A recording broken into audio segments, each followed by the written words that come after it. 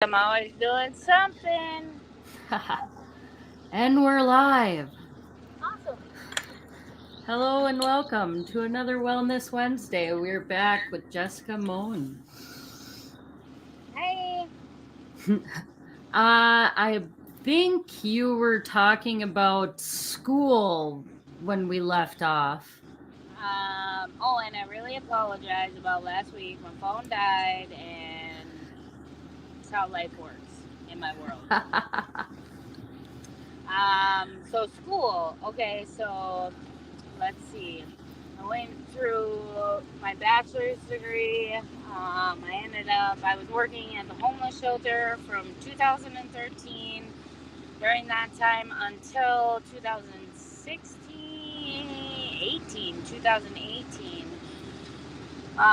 So I was helping homeless during that time. Before I started doing my school, I was like, this is what I want to do. I want to help people. I mean, prior to that, I had this vision of starting a transitional sober living because I realized that at one point, like how when I came out, because I ended up going to prison for 2.5 years, did the boot camp thing. I think I told everybody that last time. Um, and when I came out, I didn't really have anything. And how many other people struggle, like during that time, like when you come out from the transition from treatment, jail, prison, whatever. And I kind of was thinking about a transition house with like pit bulls and parolees. Yeah, Yeah, okay. Yeah. yeah, with animals. Because I believe in it. I believe that animals are really therapeutic. I think that they help change people's lives. Like having the ability to care and maintain while you're trying to transition yourself and do that in a slow process instead of making it bam, here I got an animal. I want a puppy. Um, that's real life. Um, and so then I go to school, I get done with my bachelor's. When I was done with my bachelor's, I ended up working at the Whole Post for 5 years doing treatment counseling. During that time, I was like, I really honestly, to tell you the truth, was realizing and recognizing how many supports that women actually have. Like, to be honest with you, women and kids, they have a lot of different supports. So I was like, well, where is the need? One of the things that I was recognizing, I ended up working at the men's house and the women's house back and forth, and I was doing a lot in transition, and that actually helped me recognize the need for like single adult men or men with their kids, like, and how they don't have different services to help them get sober, like, and stay sober sustainably. Right. Um, so Okay, so I get out of school, I'm doing the treatment counseling thing. It was everything that I could dream. When I started going to do my associates, I had actually, so my background, I am a multiple career criminal, um, multiple felon career criminal. But I know that wasn't who I was. Like that didn't define me. That's not like just because I made bad choices doesn't mean that I should be condemned for the rest of my life. Right. And yeah, and that's true. Like I was under the influence of drugs. Like you changed completely. Like your mind is no longer yours. It is captive by some other substance. Yep. Um, and I grew up with that being a normal. Like it wasn't like I had wonderful, great parents, or it wasn't like. And even if I did, I probably would have been a little turd and like been like, whatever. I'm not doing what you want me to do. I'm rebelling. You know what I mean? Like Yeah. I'm a little defiant thing, so I'm pretty sure that's what happened. And so, like throughout my journey, like, and it became a way of life. You got to eat a cheeseburger. I don't care what anybody says. Like, what are you gonna do? I'm eating a cheeseburger, and I don't care what that tastes. Like, that's happening. So, even though I wasn't eating anyway, it didn't matter. So, like, I get out, I'm going through, I go do the treatment thing with Hope House, which honestly was probably the best experience I could have had. Like, I went through that. a lot of learning like happened in those moments, like where even though it was challenging, it was hard. It's hard to be in recovery and be a treatment counselor. First off, I'm starting all these meetings, handing them off to other people, and then everybody in the recovery community knows me, so it's not like, oh, you can hide in the shadows. Like, Yeah. everybody wants to, like, that's the thing is, like, you go into this LADC world, and, like, I think the thing that was the biggest challenge for me was, like, it changed me. I had to learn that I couldn't go to every meeting. And everywhere that I went, and which I think, in my opinion, like a William, opinion, um, is that, like, that's unhealthy. It's unhealthy for me to take, and where I have to limit, and for other people to not see me grow, to not see me change and inspire other people. That was what my whole program was based off of. Like, and I wasn't doing it for attention. I wasn't doing it for, like, anything other to be like, yeah, how can I help you? How do you help me? Like, what is that about? Like, community building each other. Like, Right. yeah, and that's real. And then they look at you and they say, you can't go to these meetings. And I'm like, wait a minute, I created them damn things. Like, what do you mean? So that was really a hard transition. That's got to be frustrating because you're like that. I'm just thinking about it like your sobriety matters too. And what if that's what you need for your sobriety and they're telling you you can't have that? That's fucking tough. Well, and it was more like along the lines of, they weren't telling me that I couldn't have it. They said, if you need it, but be careful. Here's your beware. And then I didn't realize until towards the end of my program why, or until the end of working as an LADC why. Like, and then it was because I had an encounter with an individual that was challenging. It was a challenging, very sick, still staying sick, like Yeah. manipulative, and this person decided that they were like, I don't like what you have to say to me, even though what they were doing was wrong, and I'm going to turn you and put a report on you. And I'm like, Ooh. okay. I'm like, that's fine. I know I didn't do anything wrong, so it's not like I'm out here sleeping with clients or doing any of that craziness. You know what I mean? Yeah. So it was like I knew I wasn't gonna get, but it was still scary and it was still hard. Like, it was hard to be on the other end where I was like, but I had great people that were like standing behind me. I mean, the therapist at Pear Lake fought for me, like during that whole process, like was writing letters and standing behind me. So like, there's a million amazing. So like that, like she was also the clinical director, and like she did a lot of things that like at the time I couldn't see either. Like, so I had to experience that in order to understand, like she had my back even when I didn't think she did. Because as an addict, like, we get, this person's gonna hurt me Yep. Immediately. Immediately. immediately, and they aren't gonna stand by me. They're gonna like throw me, and she didn't. Like, and I commend her for that, because like I know I was not the easiest person. I know I have my own faults just like anybody else. Like, and I know it took a lot to teach me, because even if I like will try to understand, like, our minds get messed up, dude. Like, they get distorted, and they get like, we get memory problems, and we have all this stuff because it burns freaking holes in our brains. Yeah. And not trying to use it as an excuse, but at the same time, like, I wasn't dealt the same hand. I wasn't dealt the parents that, when I was going through school, it was literally like I felt crippled just by the pure fact of, I don't know what the hell I'm doing. Oh, I'm Oh, sorry. you can swear. Okay. Swear. It don't matter. Be you. Okay. Okay. I'm like, oh shit. But so like I didn't understand, like, at the time, like what it was really taking, like, and the things that along the way, that even though they were challenging, like, I was building myself, everything about myself, like, it gave me a piece of me that, like, even the fear, like, it helped, like, And it takes a lot to realize that. Like, as an addict, we have to take a step back. We have to think about these things, and sometimes that takes a long time. My brain don't go as fast as everybody else's. I know that.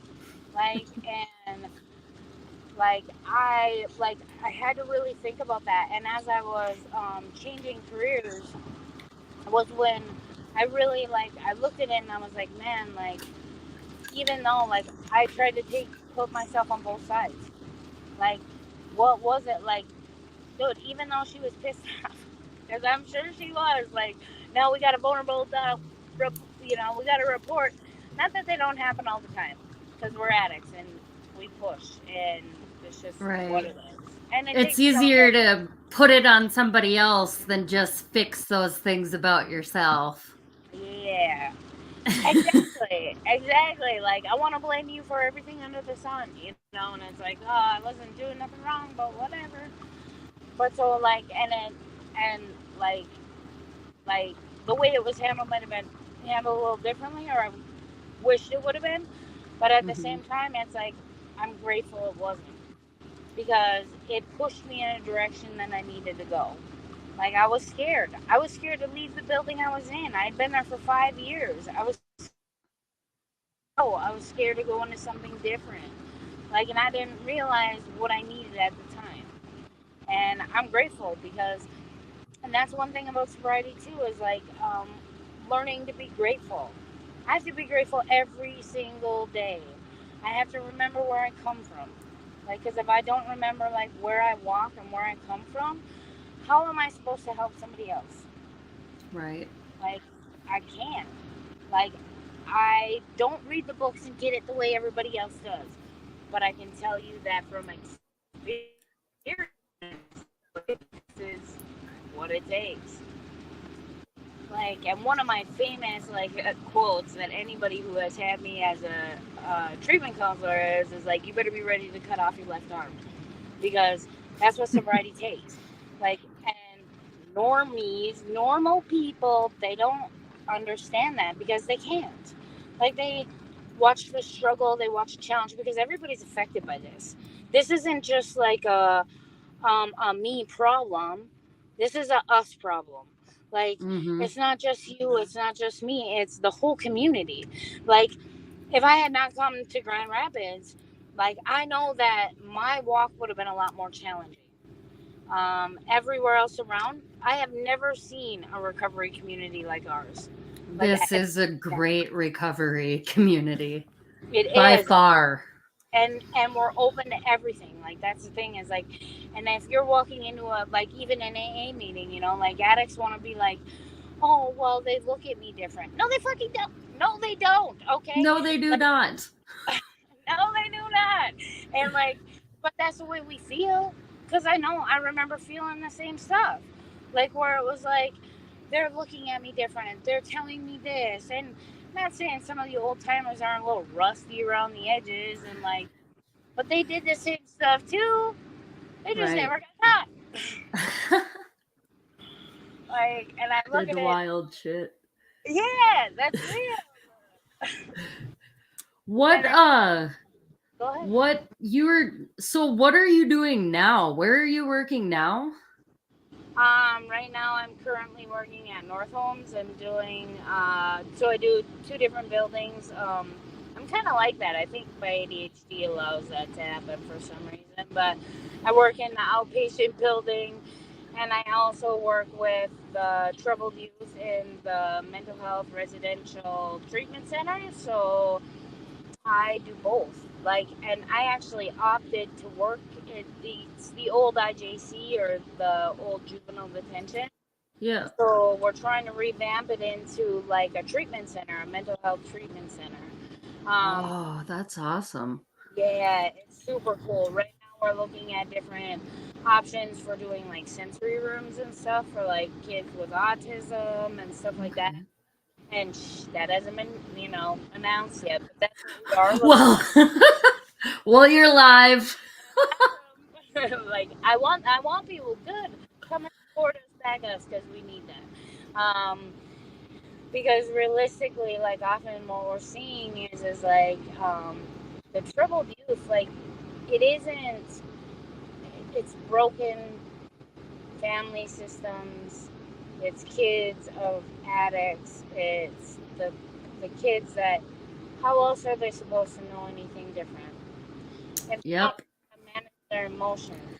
And there's got to be, not to bag on North Homes at all, but I went through North Homes. My foster home was through North Homes. And I kind of felt at that time that, they gave me a $50 check and sent me out the door. And it's like, what am I supposed to do now? Right, what do I do now? Yeah. And back then, everything was different. It's Like way different. like the things that were, like, they didn't know how to deal with it either. Like, I'm not saying our system is perfect, because it's not, and that's No. anywhere. Like, that's everything. Like, our system is changing so much. Like, everybody stays stuck on this old way of, but even in school, the things that they're teaching are different. Like, how can we help you? Tell us what it's going to take. Instead of where before it was treatment centers were putting you in the center of the room and saying, you're a piece, you're a piece Yeah. of shit, go to hell. Right. And now it's so different. It's like, how do we look at this individual as a whole? How do we see them as a whole person individually? In each case is different. Like, and it wasn't always taught like that. I mean, in the 60s, they let all the nuts out. I mean, come on. They did. They released them all. Bye. Yeah. See ya. Hey, go to the streets, figure it out. Like, oh man, dude, you just zapped their brain for like 20 minutes. What do you mean? Oh, I think about that. I'm very grateful. I actually, when I was in, like, still in active use, I was down in Faribault, and they have like an old insane asylum. And I actually went through it and went into it. And I mean, it's all run down and shut down and stuff. But it was so interesting to see some of the stuff that they had in there. Even still today, I was like, oh my God, this is nuts. Like cages they probably put people in. Oh. Cages and they fucking zap ya, and I'm sure they still probably did lobotomies and shit like that back then. They Could did. you imagine? Oh, there's something wrong with you. Let's just take out a little piece of your brain and see how that works. Let's take this rod. We're gonna stick it up your nose. Don't scream. Don't scream. Oh, I'm gonna scream. Oh my God. That's real life. So you were saying the other day something about a transitional house. So currently, right now, what I just did was I believe in myself, and I believe in recovery, and I believe in dreams. So if you have a dream, like, you should chase that. And like, one of the things that I have had in my scope since I began this journey was to do a transition house. So I decided during all of the last, well, I've been working on it for the last 10 years, but so what happened was I was presented the opportunity to buy a foreclosed 7-bedroom house. So I had bought a house, my first house, like, ever. I never thought I'd get there, in 2019. And I recently just sold my house, and I'm about to close on a foreclosed 7. Oh, I think we're losing you. Oh no. Oh Are you no, better? there you are. Yep. Oh, there I am. I'm here. And I'm like, I'm here. So I bought this 7-bedroom house. I'm in the middle of remodeling it, redoing it all. And I'm gonna turn it into a transitional sober living house by That is myself. fucking amazing. Well, That is amazing. Seriously, lady. Like, you do fucking inspire people. Like, straight up. I know we haven't been like talky back and forth or whatever, but I always tell stories about you, and like, just you're I hope I can be more like you in another 8 years. Dude, you're here. Like, what are you doing right now? Like, everything that you're doing right now matters. That's another thing. Like, you have inspired many many people along the way too, though. Like that's the thing is like this isn't just a me thing. Like I see, I have a hard time. I think that's probably my biggest flaws. Like I have a really hard time with not not accepting compliments. I appreciate it a lot. It actually means Ugh. a lot to me. But at the same time, it's like I know that it isn't just me. I know that along the way that so many people have stood behind me and have helped me, held my hand, watched me cry, watched me build, like have given me the tools that I needed, the inspiration. Like I was actually just talking to Iris today, actually Oh, I earlier. love her.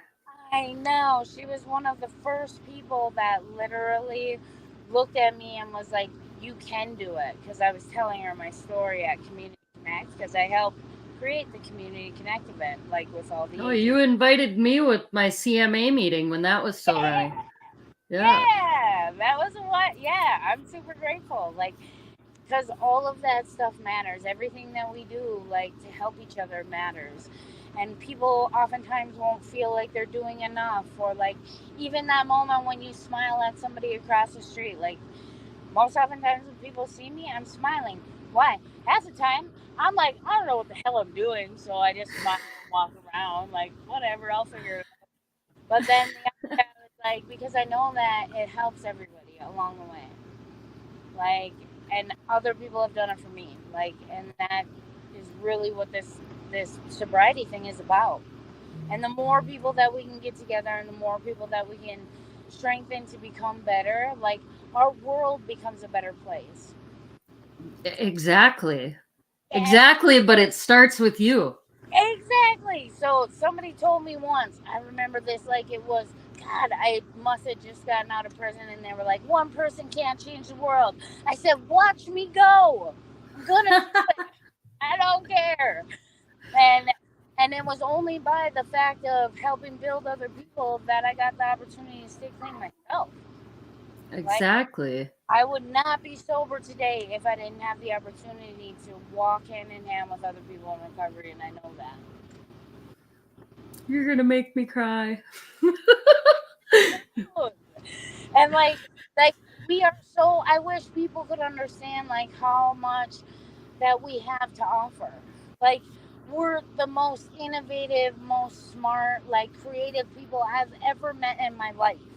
Like that legit, like we have more in us. If we could take even a fraction of what we have done in our drug use, that power, and put it towards our recovery and like what we're doing in our lives and to make our dreams possible, and no dream is unobtainable. Because I remember believing like I was like if I can do it, like I want to show other people it's possible. Because I never thought in a million years when I was standing in the senator's office and I was like, I don't care if I have an appointment, I'm gonna sit with you and we're gonna have a conversation. Like I will sit out here all day long, I don't care, we're gonna do this because I believe in us and I believe in what we do and what we can bring. That's Oh, I believe in you too. thanks. If we're gonna do it, just do it. I don't know. Oh my god, why am I getting all emotional? It's Because ridiculous. it's the truth. That's what. It is the truth. Oh my god. You really are an amazing woman, Jess. Thanks. I appreciate that. I really do. Because some days are hard, and some days I cry, and some days I'm a fucking mess, and that's the truth. And some days I don't think I can do it, and then man, one thing that always like keeps me going is like I remember where I was at the end of my day, like, and I was ready. I had a gun in my hand. I was ready to commit suicide because I could not stop using drugs. And I tried so hard. Like, I'd be sober for a day, eat everything in the house, be puking because I'm eating too much. Like, you can't handle this anymore because you haven't eaten in a month and a half. Like, but I didn't care. I was starving, for everything. Right? That's But you're real. not anymore. No, dude, we're cruising. Well, you got anything else you want to add? I think that was a pretty good. I just want, like, I think If you're having, I think probably one of the things that I want to end with is that I hope that if anybody gets the opportunity or if they have a chance, like, how about the next person? And if you're struggling and you need somebody to talk to, or if you can find me, or if you need a project, because I know what that's like too. I need a freaking project. I'm around. I'm available. Find me, seek me out, whatever you got to do. Somebody knows who I am. Absolutely. Well, yeah, absolutely. Pay it forward. Yeah. And That's one share of the the story. Everybody share the story because I think it's going to be great. yes. Well, okay. Well, I think that was a good show. Yeah. It's going to be Um great. even though it was just 25 minutes long, but that's okay. We don't have to talk all night. My daughter continually keeps walking by and like she's like talking to me with her hands and stuff and like mouthing words and I'm just like, "Go. You don't even want to talk to me when I'm not talking to somebody else." Yeah. That's so real.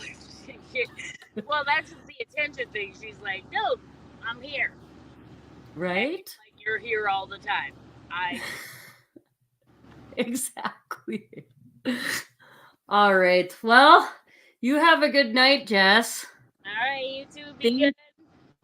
Oh, Keep yeah, I will. I'm going to do a living room workout because I didn't make it to the gym today. Good job, girl. You get it.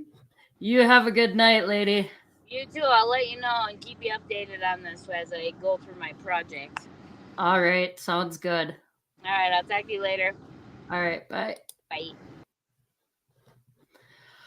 Well, guys, I hope you enjoyed that. I enjoyed it. I enjoyed the hell out of it. I really, really, really love that woman. She is a great human being. And, you know, when I started doing this, it was because I wanted to show people, like, kind of get rid of that stigma of addiction. Like, we're not all worthless. We're not going to be the meth head or the crack head or the alcoholic forever. You can become better. You can do better for yourself. And don't ever let anybody shame you into thinking anything differently. Tell them to get fucked. But anyway, yeah, I think that's about it for the night, guys. And thank you for tuning in, and we will see you next week. Maybe the next step in your healing journey is to go around calling people fucking cunts. That is all for today's therapy session. I'll see you next Tuesday.